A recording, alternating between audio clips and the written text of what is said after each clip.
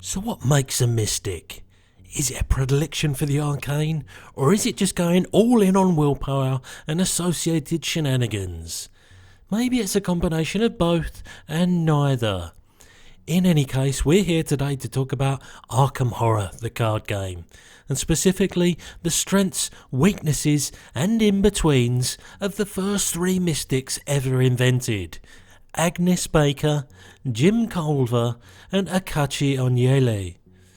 As we go, we'll be giving comparative grades to each investigator for both solo and multiplayer viability. Alas, I'm your narrator Benji, and this is Rating the Mystics Part 1. Now, I've said it before and I'll say it again. The core set is the nostalgia, and Agnes Baker, the seemingly unassuming waitress, is no different. The drinker of horror, an OG witch of witches. And little did we know back then what could be achieved outside of encounter deck resilience with an uber powerful willpower stat.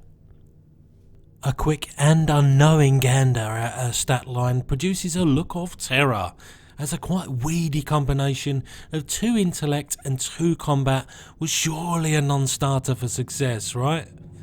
Well, not quite, because as I've already alluded to, willpower is arguably the most flexible stat in the game.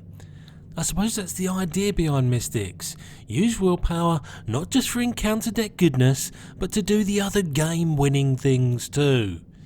As such, a base stat of 5 in the power of the will is a little bit encouraging. The agility of 3 is also acceptable for the damage avoidance from encounters, and scarpering when you've run out of options from a troublesome enemy. Her signature ability is 1 part awesome, 1 part risky bisky. On the face of things, if you have a reliable means to tank horror and then later remove it, then the ability is a great way to finish off a minion, or at least set yourself up to do so.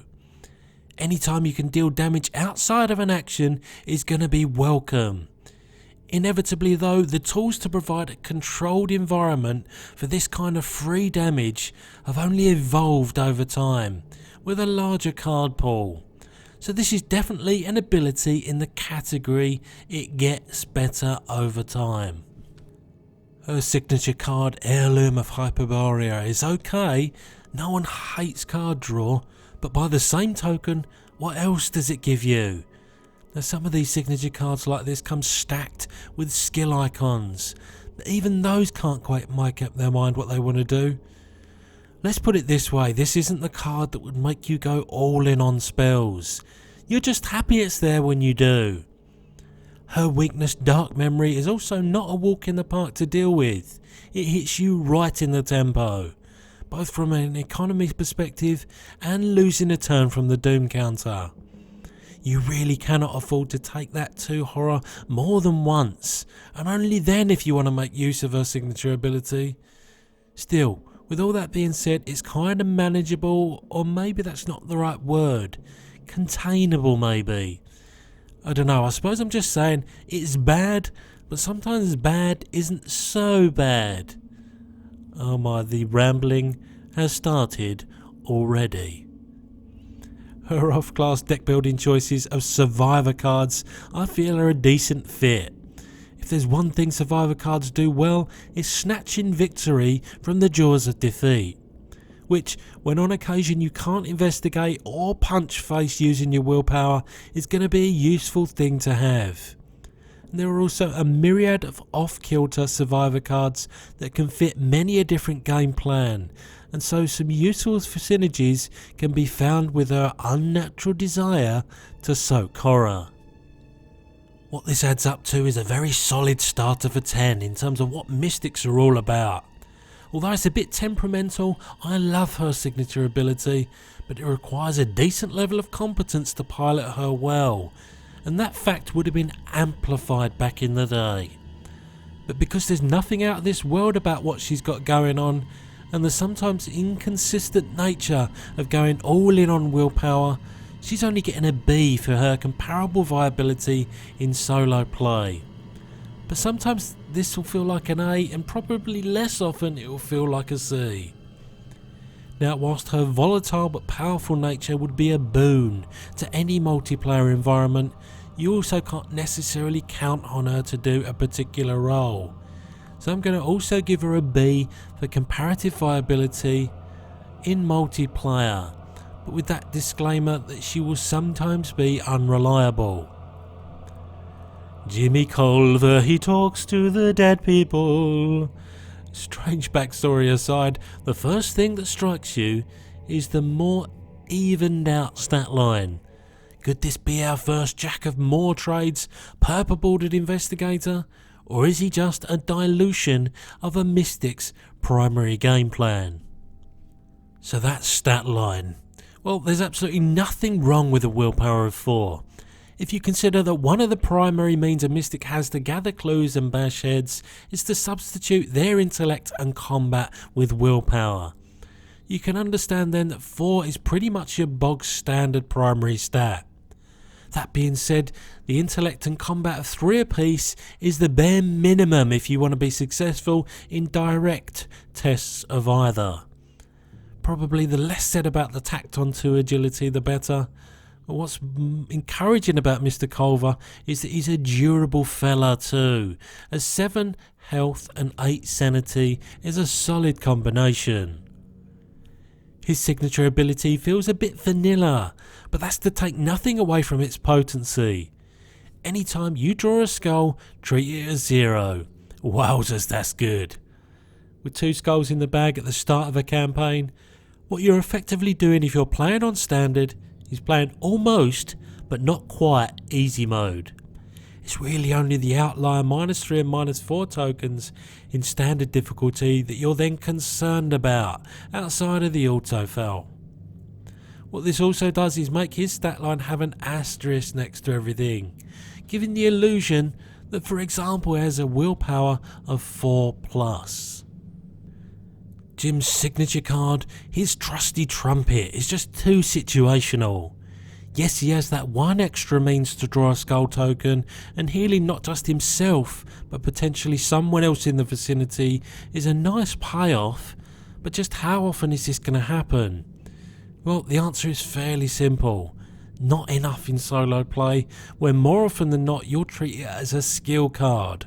But in multiplayer, where everyone drawing from the chaos bag increases the probability of it triggering, it's more than competent.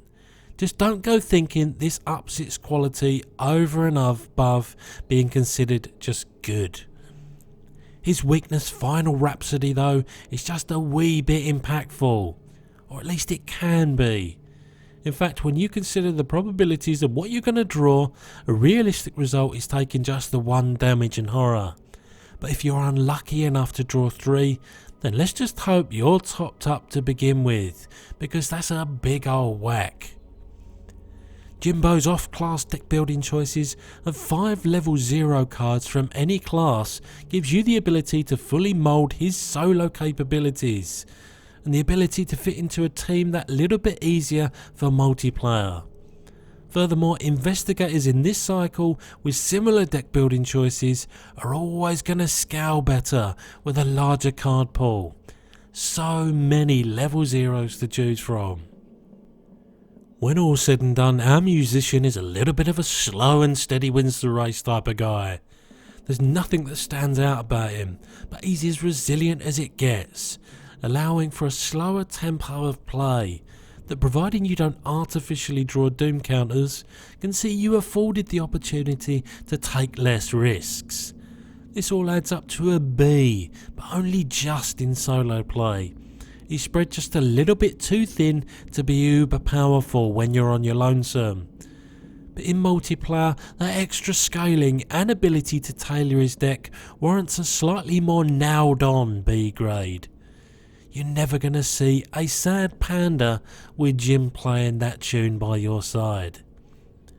Which brings us finally to our Shaman, Akachi Onyele, another more or less all-in on willpower sorcerer that brings a warm fuzzy feeling when I think about all those extra charges on my cards. My god, I hate when stuff runs out. So to her stat line. Well, I'm actually surprised that 2 of the first 3 mystics had a 5 in their primary stat, as this is the baseline for being exceptional at any skill test. With all the usual willpower as X, Y and Z shenanigans, there is no unhappiness in my voice right now. Where she gets a leg up on old Agnes, the first mystic, is having an extra combat, which is somewhat, if not wholly redundant. There's always dealing with a swarm of rats with your bare hands, I suppose. But her 6 and 8 health and sanity seems to be about the starting point at the moment. Her signature ability is the first of the purveyors of the arcane that more or less insist on a certain means of deck construction. Obviously, there are a huge number of available cards with uses on them. As you can imagine, there are no shortage of spells and relics in class, but a few choices off class as well, that makes this ability a real standout. Those that include the I can use my willpower for anything cards, and so with more uses comes more consistency, and that, my friends, is a beautiful word for a mystic. Now her signature card, Spirit Speaker, is quite literally a thing of beauty. For 2 resources you get free and worthwhile renewable tempo. Cause come on, you already know you're cramming in as many cards with charges on, and without taking up a slot of any kind, you get to keep bringing your winning stuff back to the table fully charged. How can you possibly underestimate this card? But so with the yin must come the yang, and Akachi's weakness, angered spirits, is a real hindrance. It's not just the prohibitive number of charges you have to sacrifice, it's the time it takes to do so.